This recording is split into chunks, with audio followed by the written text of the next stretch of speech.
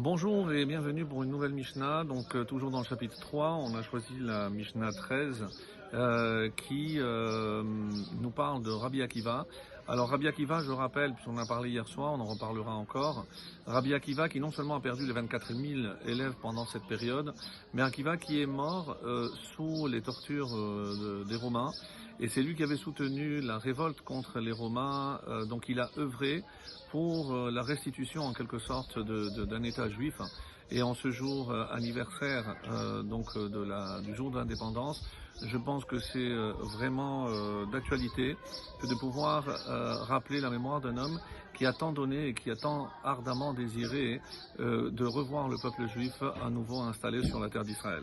Donc dans cette Mishnah 13, chapitre 3, je rappelle, donc Rabbi Akiva Omer, voici ce que Rabbi Akiva avait l'habitude de dire. Sechok vekalut rosh, sechok, donc avec un signe, c'est-à-dire le jeu. Le jeu, on peut imaginer que lorsque on a le temps, on va passer son temps à jouer. Vekalut rosh et la légèreté, une conduite légère. Une conduite légère, c'est toujours dans la promiscuité, lorsque dans une attitude entre les sexes, il y a trop de légèreté. Et comme c'est rapporté dans Masechet Souka, il y avait à Sukkot, comme vous le savez, une grande fête qui était Simcha Bet HaShoeva, où au départ, donc les hommes et les femmes étaient ensemble. Et ensuite, on a décidé de mettre les femmes en hauteur dans les galeries. Et c'est de là que vient d'ailleurs l'habitude, dans nos synagogues, de préserver, donc de garder cet endroit, cette galerie pour les femmes, comme ça se passait dans le Beth Amikdash. Donc, qu'est-ce que ça peut entraîner? Margilin et Adam la herva peuvent mener l'homme à la herva, à l'immoralité. Donc, lorsque on ne sait pas mettre une barrière, malheureusement, on peut tomber très rapidement dans la faute.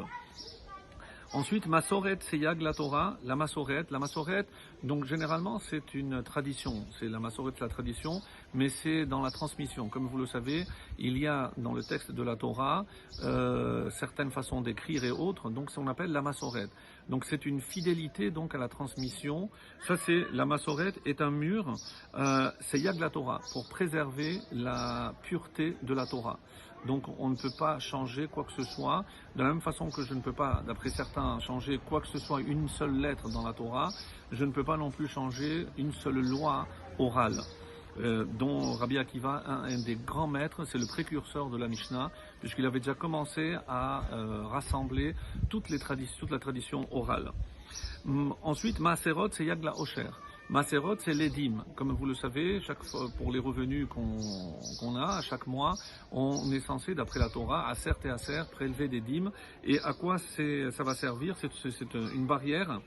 La Osher, c'est comme ça qu'on va s'enrichir. C'est assez étonnant. Nous, on pense qu'en donnant, on va évidemment diminuer tout ce qu'on possède.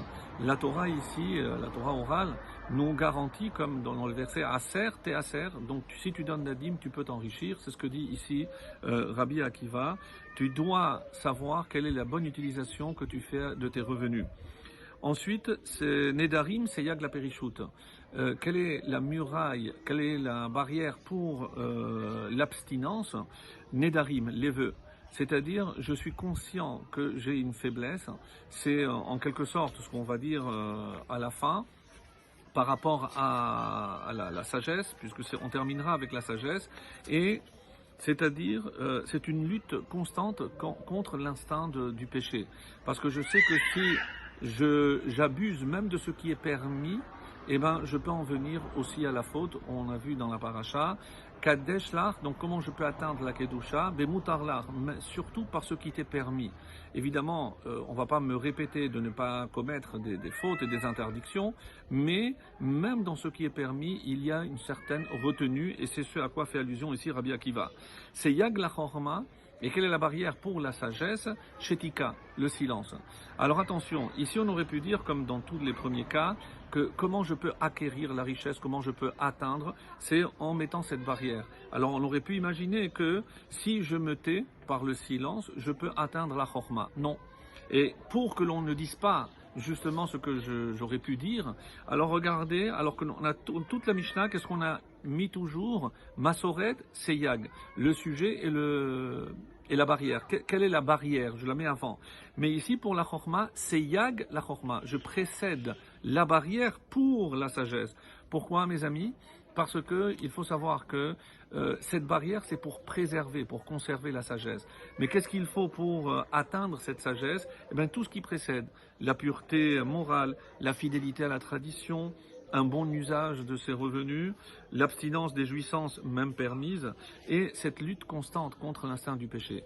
Si j'ai compris comment acquérir cette sagesse, alors Rabbi Akiva nous donne le secret. Comment garder cette sagesse? C'est par le silence, ne pas utiliser la parole en vain, savoir que chaque fois que j'utilise ce don extraordinaire qu'est la parole, je dois le faire pour le bien, et au contraire, quand il s'agit d'étudier et d'enseigner, comme Rabbi Akiva nous l'a montré, eh ben, je dois faire usage de cette parole, mais lorsqu'il s'agit aussi d'acquérir et de conserver cette sagesse, c'est par le silence, savoir écouter l'autre pour que je puisse partager ses connaissances.